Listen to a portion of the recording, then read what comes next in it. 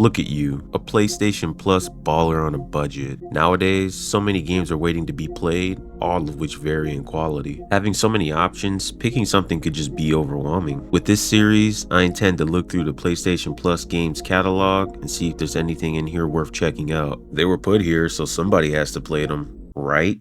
I'll be sure to give my own thoughts on these games too, whether they're AAA or indie. Hopefully I can show you a game you may try out yourself, and who knows, maybe you'll end up enjoying it. The game I'm looking at today is Tricky Towers.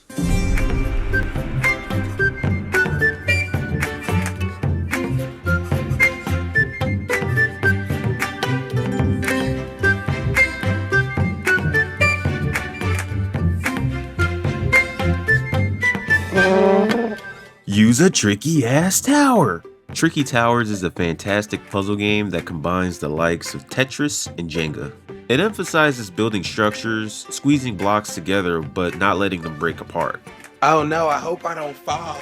Developed and published by Weirdbeard, it debuted on PC and PS4 in 2016, got an Xbox One port in 2017, and then a Nintendo Switch port in 2018. It's a fun concept that's easy to grasp, but one that is difficult to master. It supports single player and multiplayer, but does not support cross-platform. PlayStationTrophies.org has its trophy difficulty listed at 7 out of 10. Some of these trophies require some severe packing skills along with patience, both of which I do not have. Hey look, I won a round. How do I know?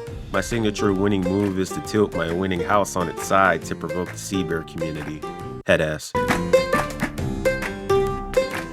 So, what's the story like in this game? I'll tell you right now, this game lacks any kind of a story. Yeah, whatever is available for single player is pretty much game modes. The single player consists of 2 modes, Endless and Trial. The former is self-explanatory. You just keep going to get a high score.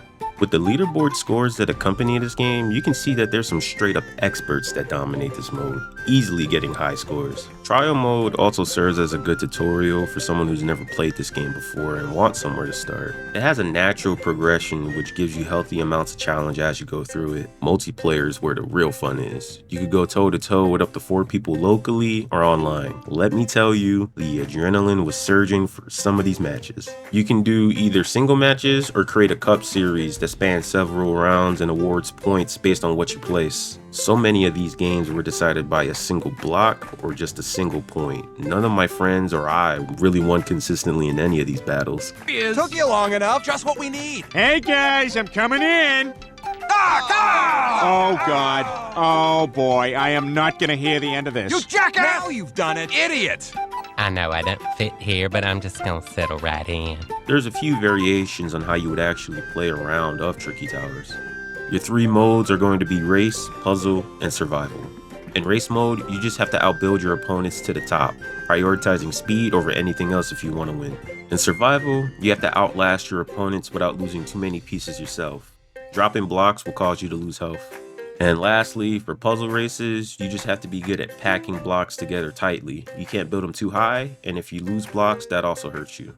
All of these modes require different approaches to how you place pieces. You can't apply the same method for every single game. Some will require you to be more hasty, others a bit more methodical. And if you're doing a cup series, they pop up back to back to back, so you constantly have to change your tactics and be on your toes. You can rotate your pieces, but cool enough, you can also nudge them to give them that extra oomph. You have power-ups that you can use that come in the form of magic. With up to 19 magic spells, you get multiple attempts within a match to either enhance your performance or worsen your opponent's experience. But if you're like me, you just use the wrong spell at the wrong time and then start panicking. This game becomes this addicting balancing act of puzzle and strategy. You're just constantly trying to find new strategies, new methods. You could do everything perfectly in a match, but soon enough, things are going to start falling apart, and when they do, the chaos will snowball. Let's go swimming. By this point of the review, you probably realize how nice this game looks. It's just super colorful and vibrant, man. I love it. There's just something about the palette. It's really beautiful and really artistic, especially on the character models. It just comes together for something that looks really stylish. It's ironic because this game runs off the Unity engine, but it doesn't aim for anything hyper-realistic. It kind of serves its ideal purpose for what it is. The soundtrack is easygoing and whimsical too. It's the kind of thing that naturally produces serotonin, and believe me, you're gonna need a lot for this.